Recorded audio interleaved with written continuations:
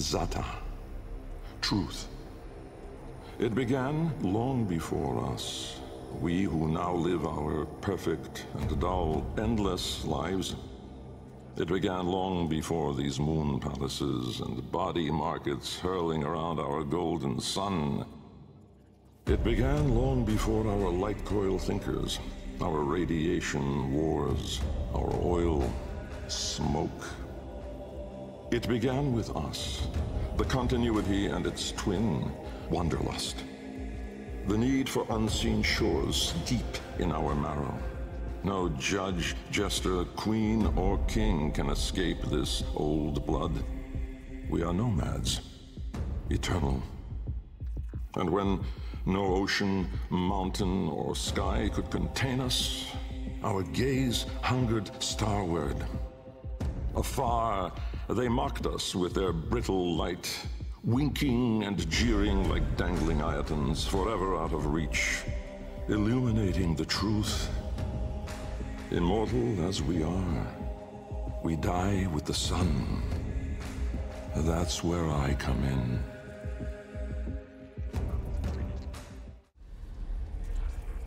Jahu, form. My departure was a day less than any other. When I stepped inside the bell, I saw no crowd through its seriglass, no skeptical onlookers, no regal send-off. They all had given up on me and my paradoxical formulations. The wasted years had all shown the void to be just that. Nothing.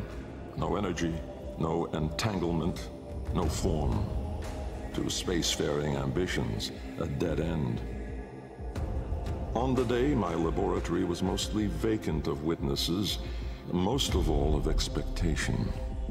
Only my sluggish attendants, my sagacious Kavat, Kalimos, and of course my daughter. I had raised her alone, but with inconsistent vigor. In those eyes, her mother's, I did see a terrible reflection of a man that did not exist. A brave and principled man about to make history. In truth, he was a void himself, an outcast, a joke, a nothing. Driven by my humiliation, failure had made me bitter and reckless. I would dive into the depths myself to prove them all wrong. I gave the signal. My daughter grasped the lever. Kalimos then belted out a desperate, rasping growl. But it was too late.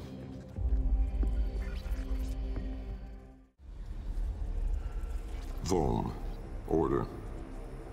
The calipers yawed open the wall between worlds, stretching there a black trapezoidal gap. A door, a mouth. It yawned in the light of the room, splintering it to mesmerizing, unearthly hues. And I, inside the bell, dropping obliquely toward it from my gallows.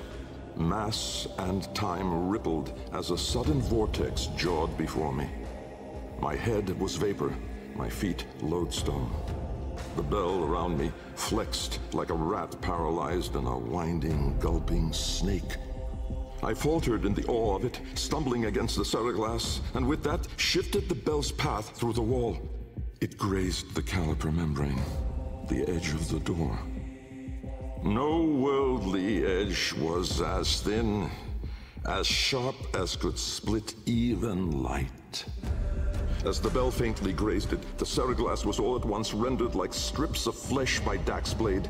My enclosure was beheaded in an instant, but still, I fell, sideways, into the void.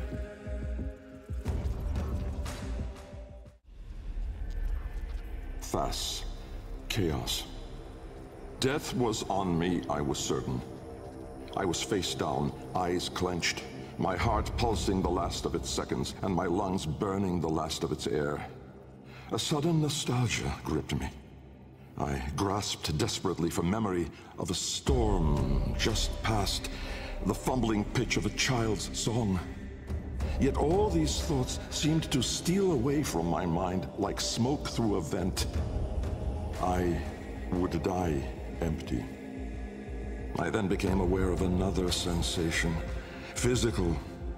A web of pain, needles itching into my arm. At once I realized I was alive.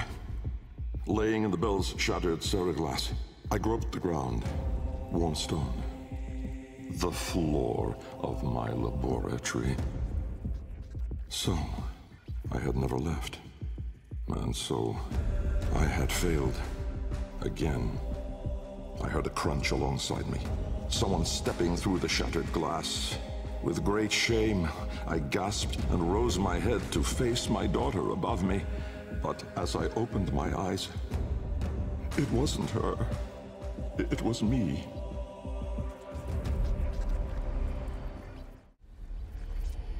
Riss. Light. The senselessness of it. The paradoxic, the vague, untimed form. I was alone, but not. For I stood there confronted by myself. A twin, but no brother. A reflection, but with dimension. Behind him, no horizon, but a vast broiling sea of caustic light pierced at random by black pin stars. And closer, around me, a gale of flowing vapor, profane in color, billowing relentlessly into the nascent lack. Seeking all directions. I was standing on a precipice of familiar stone, jagged and unanchored as though cleaved directly from the very floor of my laboratory. I wondered at the vapor's path, smoking outward more, leaving behind now the walls, the filigree gold, the rare cuts of marble from my home. I knew at once the vapor's source. I turned away, back toward the wall, the trapezoid I had yawed into it. Vapor erupted inward at the gap, but not just from there. For as I rolled my eyes back, I saw the same. A great steam of scintillation smoking out from my skull. Dumb in awe, I faced toward my chimerical twin. He spoke.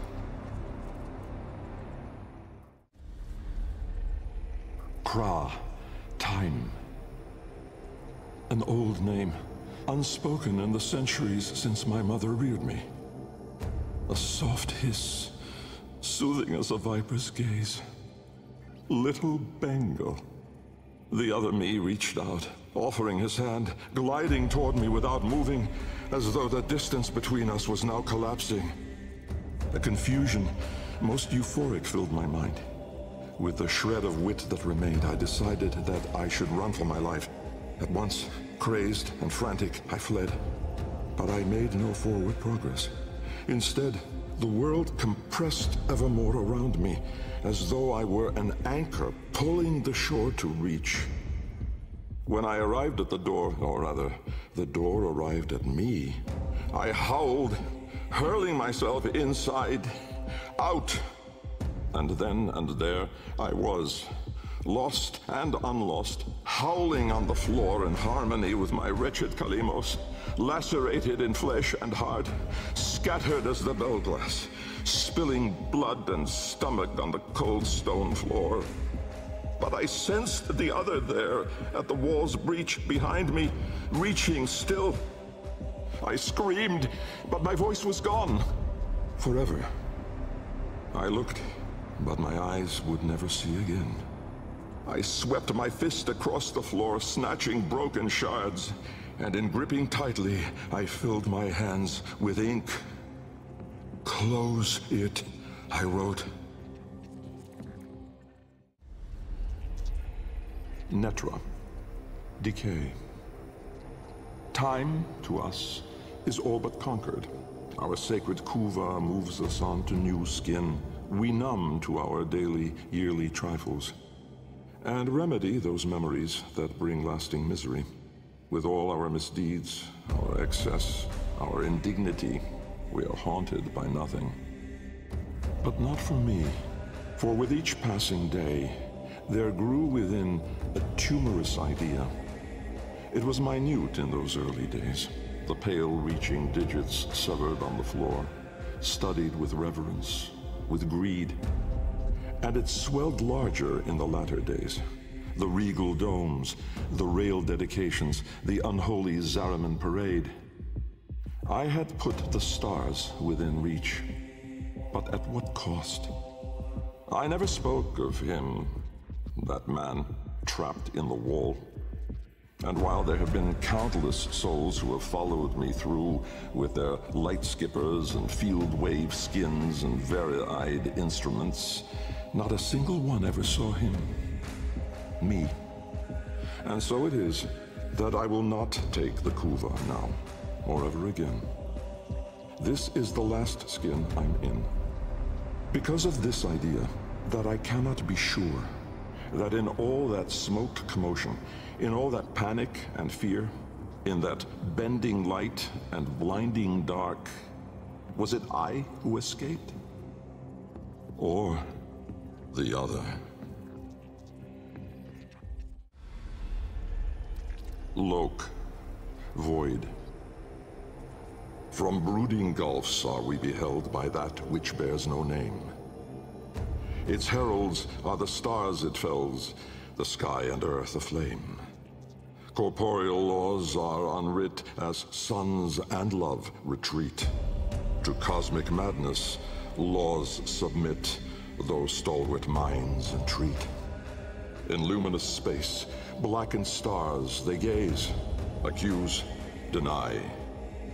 Roiling, moaning, this realm of ours in madness lost shall die. Carrion hordes trill their profane accord with eldritch plans. To cosmic forms from tangent planes, we end as we began.